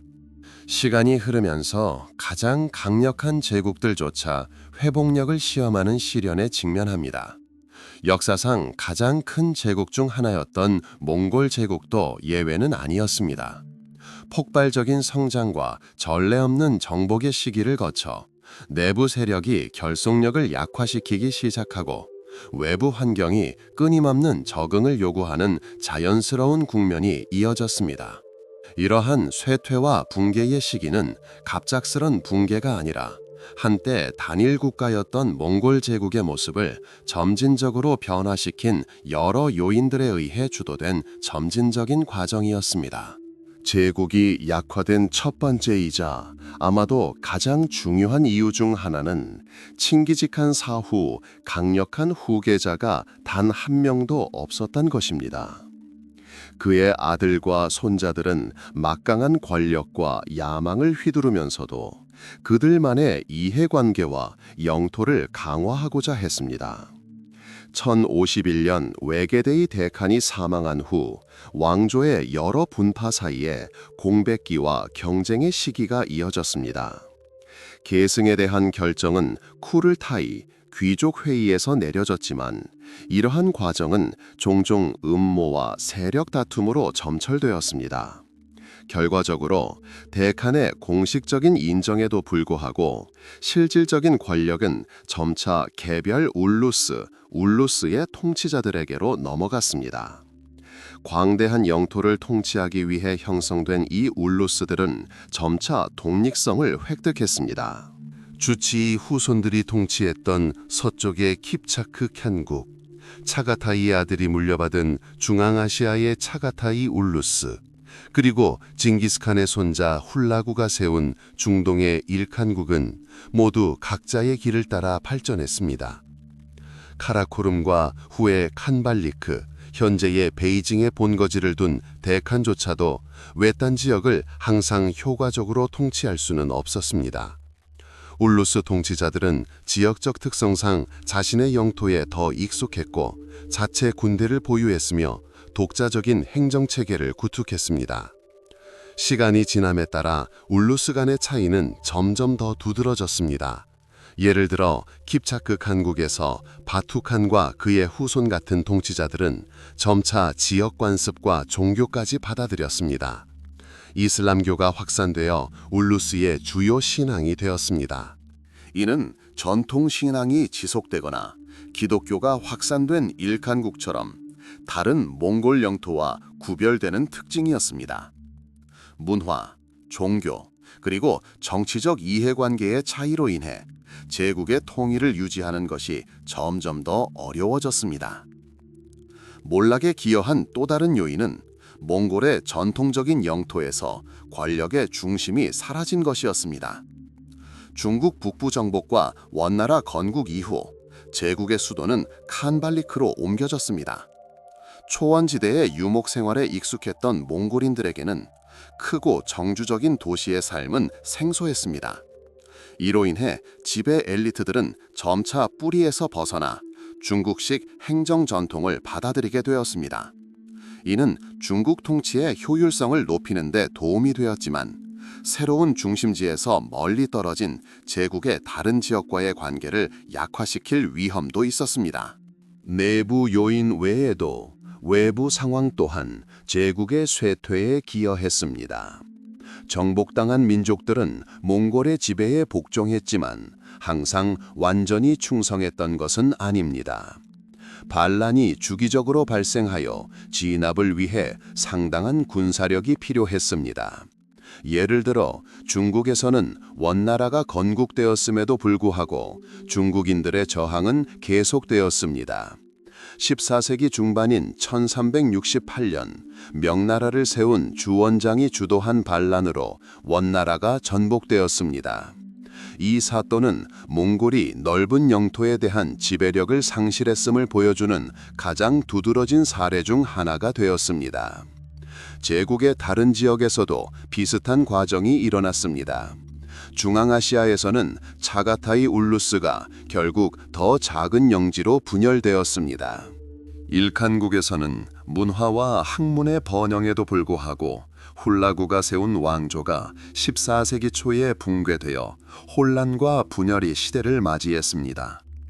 다른 나라들보다 오래 지속되었던 킵차크 칸국조차 점차 세력을 잃기 시작했습니다.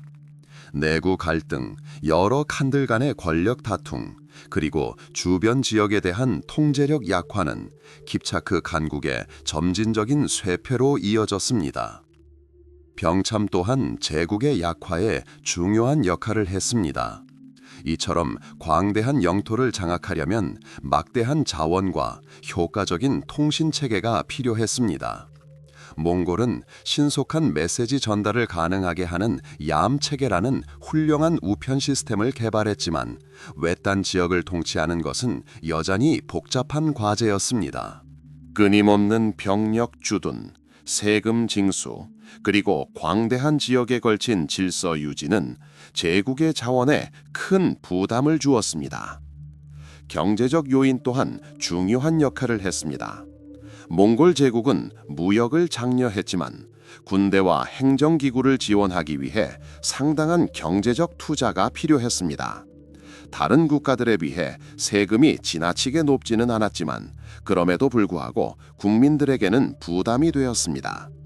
더욱이 일부 지역, 특히 몽골의 통치가 비교적 최근에 확립된 지역에서는 정복의 여파와 구조 조정의 필요성으로 인해 경제가 어려움을 겪을 수 있었습니다. 중앙 권력이 점차 약화됨에 따라 개별 울루스는 독립국가로 발전하기 시작했습니다. 정복자들을 하나로 묶었던 몽골 정체성은 지역 문화의 영향으로 약화되기 시작했습니다. 정복당한 민족들 사이에 살던 몽골 왕조의 통치자들은 그들의 언어, 관습, 종교를 받아들였습니다. 이로 인해 칭기즈칸의 후손들은 자신들의 영토에서 점점 더 지역화되어 공통된 몽골 유산과의 접촉을 잃어갔습니다. 이러한 과정의 결과로 한때 태평양에서 동유럽까지 뻗어 있었던 광활한 몽골 제국은 점차 여러 작은 국가들로 분열되었습니다. 이 국가들도 몽골 유산의 일부 특징을 유지했지만 더 이상 단일한 실체가 아니었습니다. 각 국가의 역사는 독립적으로 발전했고 서로 별개의 정치적 실체로서 계속 교류했습니다. 이러한 분열이 몽골의 영향력이 완전히 사라진 것은 아니었지만 세계사에 지대한 영향을 미쳤던 통일 몽골 제국 시대의 종말을 의미했습니다. 따라서 몽골 제국의 쇠퇴와 몰락은 다원적인 과정이었습니다. 칭기즈칸 이후 강력하고 통합된 지도자의 부재, 각 울루스 지역의 독립성 증대, 문화적, 종교적 차이, 그리고 외부적 도전과 내부적 반란 등이 그 예입니다.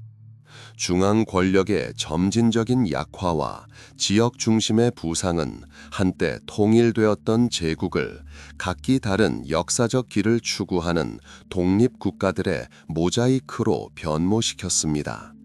이 시기는 장대한 정복 시대의 자연스러운 종말을 의미했지만 칭기즈칸의 후손들이 지배했던 지역의 문화, 정치, 그리고 민족 속에 여전히 살아숨고 있던 몽골 유산이 완전히 사라진 것은 아니었습니다. 몽골의 유산은 단순히 위대한 정복의 유산이 아니라 오늘날까지도 여전히 느껴지는 심오하고 다면적인 영향력입니다. 그것은 삶의 다양한 영역에서 드러나며 수많은 민족과 국가의 성격을 형성해 왔습니다. 전체의 일부로서 각 조각이 고유한 특징을 지닌 거대한 모자이크를 상상해 보십시오. 마찬가지로 몽골 제국은 붕괴 후에도 수많은 조각들을 남겼고 그 조각들은 계속해서 살아남고 발전하며 위대한 과거의 일부를 간직하고 있습니다. 이 유산에서 가장 주목할 만한 측면 중 하나는 사상과 기술의 전파였습니다. 숙련된 중개자로서 몽골인들은 동서양을 연결했습니다. 새로운 전성기를 맞이한 대비단길은 몽골 영토를 통과했습니다. 상품뿐만 아니라 지식, 사상, 공예 등을 운반하는 무역 대상들이 유럽과 아시아를 자유롭게 오갔습니다. 이는 문화적 업적의 교류를 촉진했습니다. 예를 들어 중국에서 유래된 제지, 화약, 인쇄술과 같은 기술은 몽골인들 덕분에 서구에 알려지게 되었습니다. 또한 지도 제작법이나 특정 무기와 같은 유럽의 업적이 동아시아로 전파되었습니다. 몽골이 만든 행정체계 또한 상당한 영향을 미쳤습니다. 제국은 붕괴되었지만 그 행정 방식 중 상당수는 지역 통치자들에 의해 채택되었습니다. 몽골은 표준화된 세금 제도를 도입하고 얌이라는 우편 서비스를 개발하여 먼 거리의 정보와 메시지를 빠르게 전송할 수 있게 했습니다. 이 시스템은 매우 효과적이어서 몽골의 지배가 몰락한 후에도 여러 지역에서 그 일부가 지속되었습니다. 예를 들어 몽골이 설립한 역참은 킵차크 칸국을 비롯한 여러 국가의 교통 인프라 발전에 기반이 되었습니다. 칭기즈칸의 법전인 야사를 기반으로 한 법체계 또한 그 흔적을 남겼습니다. 야사는 원형 그대로 남아있지 않지만 정의, 질서, 그리고 법 존중이라는 야사의 원칙은 울루스 지역의 법체계 발전에 영향을 미쳤습니다. 몽골법은 통일과 공정성을 추구했는데 이는 광대라고 다양한 제국에 특히 중요했습니다.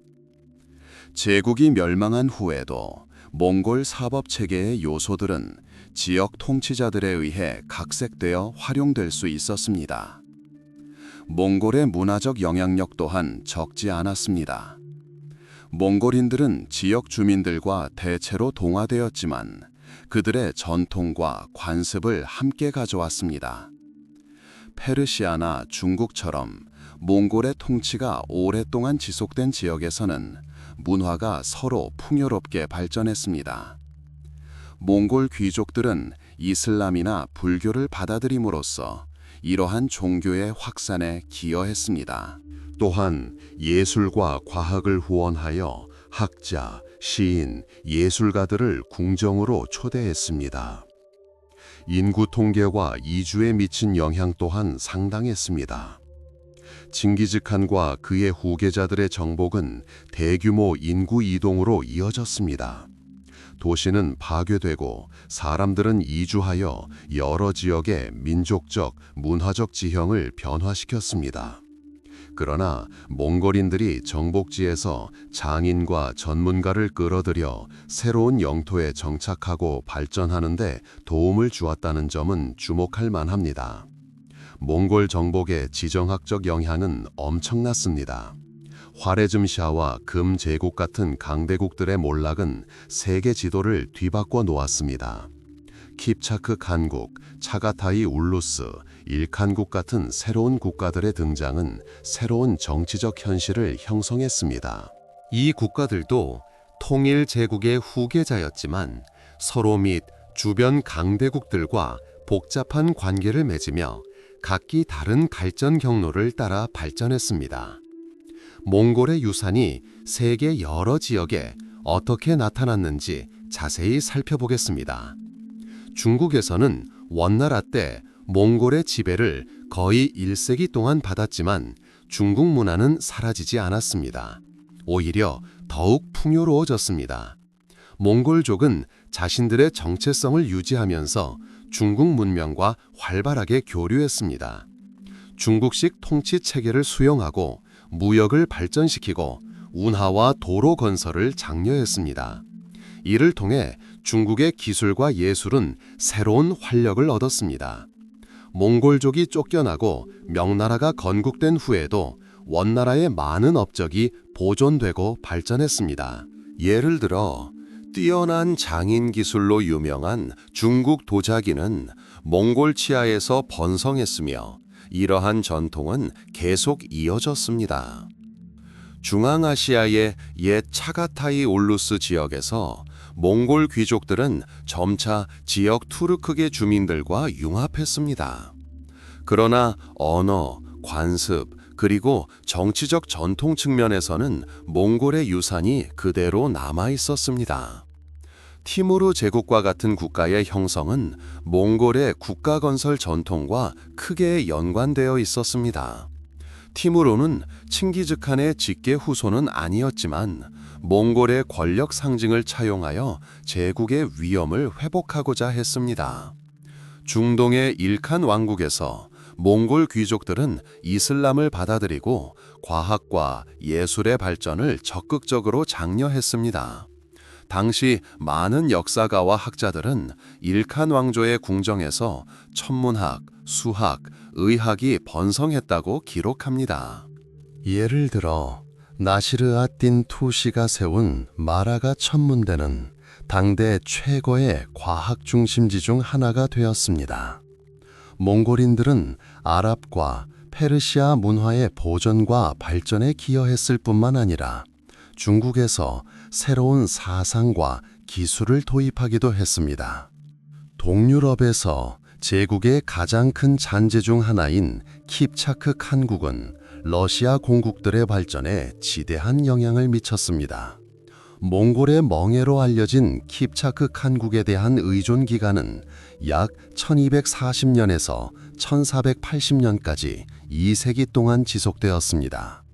이 시기는 러시아 영토의 어려움을 겪었지만 모스크바로 권력을 집중시키는 데 기여하여 점차 러시아 영토의 저항과 통일의 중심지가 되었습니다. 몽골인들은 군사, 행정 조직, 그리고 조세 제도에도 기여했습니다. 통치, 재정, 의복과 관련된 많은 단어들이 킵차크 칸국에서 사용되던 튀르크 어족에서 러시아어로 유입되었습니다. 흥미롭게도 몽골의 통치는 그 공격적인 성격에도 불구하고 통일된 러시아 국가의 발전에 기여했습니다. 킵차크 칸국의 칸으로부터 통치 헌장을 받은 모스크바 공국들은 공물을 징수하고 다른 공국들의 반란을 진압함으로써 점차 권력을 공고히 했습니다. 역설적이게도 이는 중앙정부의 강화로 이어졌고 결국 킵차크 칸국의 지배에서 벗어날 수 있었습니다.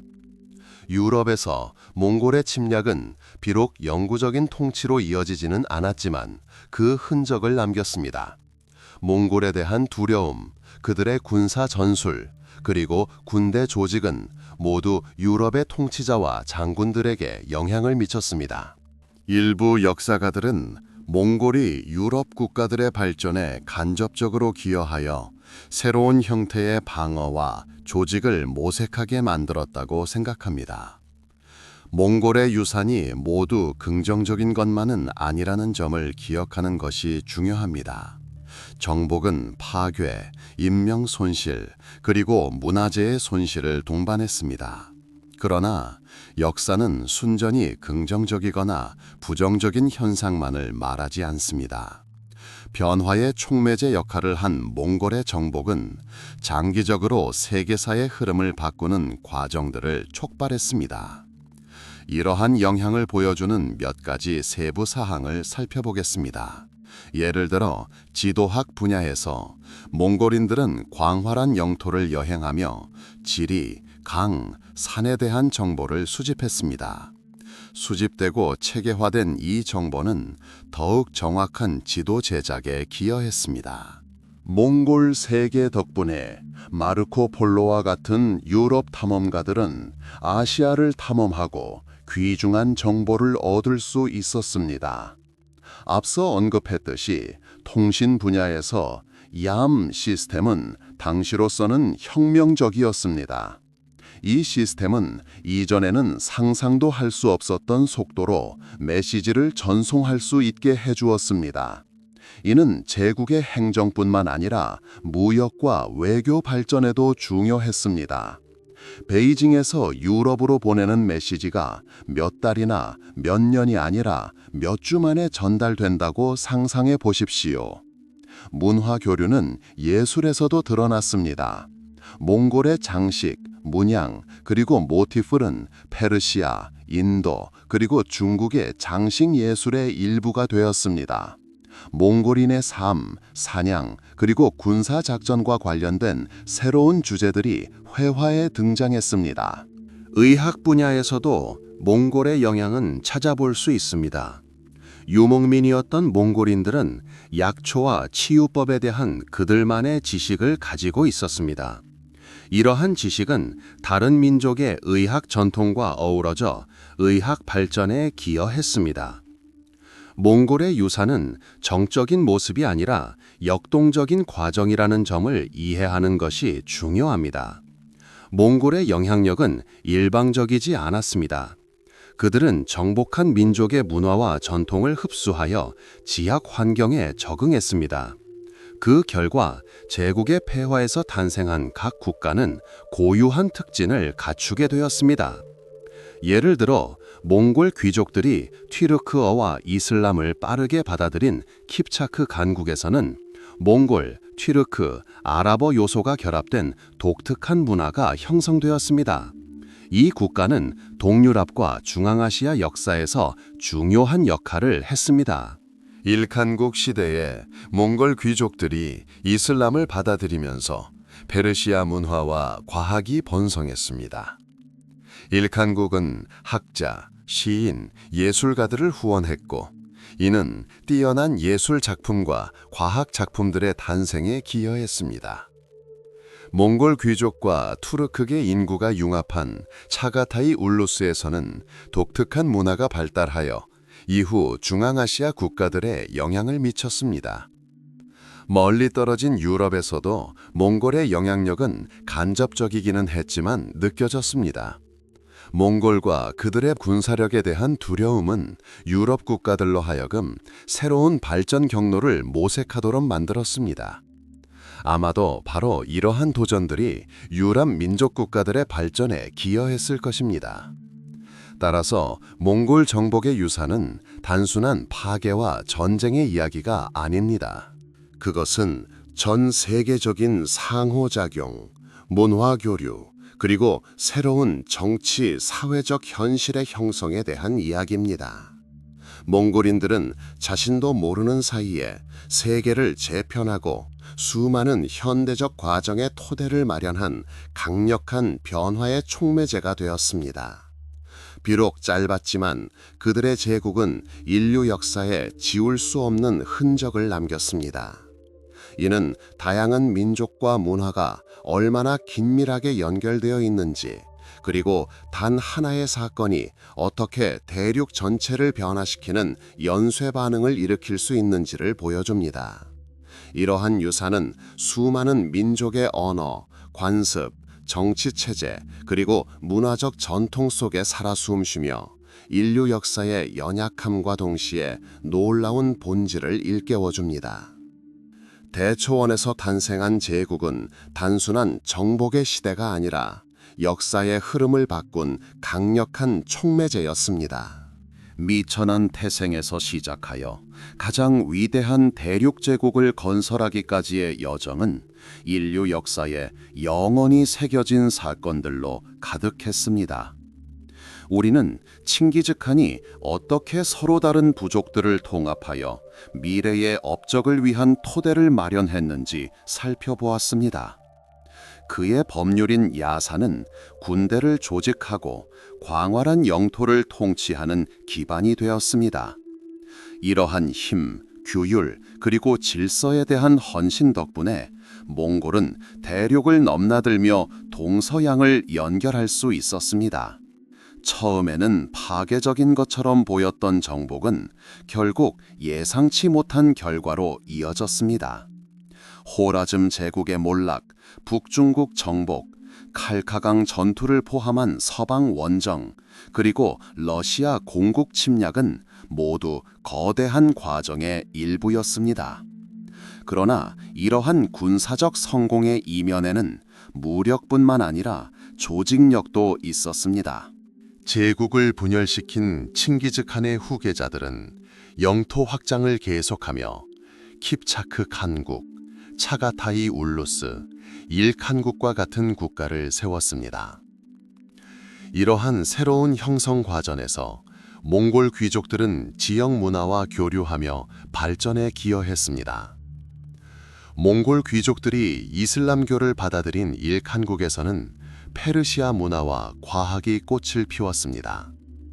학자, 시인, 예술가들이 후원을 받아 뛰어난 작품들을 탄생시켰습니다. 몽골 귀족들이 투르크계 주민들과 융합한 차가타이 울루스에서는 이후 중앙아시아 역사에 영향을 미칠 독특한 문화가 탄생했습니다. 몽골의 직접적인 영향력이 제한되었던 먼 유럽에서도 그들의 영향력은 여전했습니다. 몽골의 힘과 군사 조직에 대한 두려움은 유럽 국가들로 하여금 새로운 발전 경로를 모색하도록 부추겼습니다. 아마도 바로 이러한 도전들이 유럽 내 민족 국가 형성에 기여하여 내부적 힘과 단결을 추구하도록 부추겼을 것입니다. 따라서 몽골 정복의 유산은 단순히 파괴와 전쟁의 이야기가 아닙니다. 그것은 민족 간의 심오하고 광범위한 상호작용, 이전에는 이질적이었던 세계를 연결한 전례 없는 문화 교류의 이야기입니다. 또한 이후 수많은 문명의 발전을 결정지은 새로운 정치적, 사회적 현실의 형성에 대한 이야기이기도 합니다. 몽골인들은 자신도 모르게 중세 세계를 재편하는 강력한 변화의 촉매제가 되었습니다. 그들의 제국은 비록 단명했지만 인류 역사에 지울 수 없는 흔적을 남겼습니다. 이는 다양한 민족과 문화가 얼마나 긴밀하게 연결되어 있는지, 그리고 단 하나의 사건이 어떻게 대륙 전체를 뒤바꿀 수 있는 연쇄 반응을 일으킬 수 있는지를 보여주었습니다. 몽골의 지배로 부활한 대실크로드는 상풍뿐만 아니라 사상, 지식, 그리고 기술이 흐르는 동맥이 되었습니다. 광활한 영토를 가로지르는 외교 관계는 멀리 떨어진 국가들 간의 교류를 촉진했습니다. 몽골의 행정, 조세, 법률 체계는 지역 상황에 맞춰 조정되었지만 질서와 효율성을 중시하는 모습을 보여주었습니다. 이러한 영향력은 광대한 제국 전역으로 퍼져나가며 뚜렷한 흔적을 남겼습니다. 제국의 쇠퇴와 붕괴는 불가피한 현상이지만 역사적 과정의 일부이기도 합니다. 분열과 영토 지배력 상실의 원인은 후대 통치자들에게 교훈이 되었습니다. 하지만 몽골 통치의 가장 중요한 유산은 세계가 서로 연결되어 있다는 인식이었습니다. 광대한 영토를 자신들의 깃발 아래 통합한 몽골은 세계가 더욱 개방적이고 접근하기 쉬운 곳이 되도록 기여했습니다. 이 시기에는 국경이 더 쉽게 뚫리고 문화적 장벽이 더 쉽게 침투할 수 있게 되었습니다. 이것이 바로 몽골 시대의 긍정적인 유산입니다. 세계적 상호작용을 위한 환경을 조성하고 문화 교류를 촉진하며 새로운 정치 사회적 현실을 형성해 온 것입니다. 몽골인들은 강력한 회오리 바람처럼 역사를 휩쓸었지만 그들이 떠난 후 세상은 결코 예전과 같지 않았습니다. 그들은 여러 과정을 가속화하고 일부 문명의 번영을 이끌었으며 다른 문명의 발전을 위한 토대를 마련하는 촉매제가 되었습니다. 이 시기를 연구하면서 우리는 단순히 전투와 정복의 연대기뿐만 아니라 우리 세계를 형성한 깊고 장기적인 과정들을 보게 됩니다. 이는 역사가 어떻게 국가들의 운명을 얽어매는지, 가장 파괴적인 사건조차도 어떻게 예상치 못한 긍정적인 결과로 이어질 수 있는지, 그리고 지구 곳곳이 얼마나 긴밀하게 연결되어 있는지를 일깨워 줍니다. 이 유산은 여러 민족의 언어, 관습, 정치 체제, 그리고 문화적 전통 속에 살아 숨쉬고 있습니다. 이는 인류 역사가 얼마나 연약하면서도 경이로운지, 그리고 현재를 더 잘 헤쳐나가기 위해 과거를 이해하는 것이 얼마나 중요한지를 일깨워 줍니다. 몽골 역사의 페이지를 넘나드는 이 여정을 통해 마음의 평화와 함께 가장 격동적인 시대에도 발전과 변화를 가져오는 과정들이 존재한다는 깨달음을 얻으시기 바랍니다. 역사는 강물처럼 흐르며 강독을 바꾸면서도 그 본질을 보존합니다. 그리고 가장 힘겨웠던 시대를 포함하여 모든 시대는 인간 존재의 전체적인 모습에 기여합니다. 세상은 계속 움직이고 아무리 멀어 보이는 사건이라도 그 끊임없는 흐름의 일부입니다. 이 평화 속에 우리 모두를 하나로 묶는 역사의 위대함에 대한 자각 속에 푹 빠져보세요. 깊고 평화로운 잠이 드시길 바랍니다.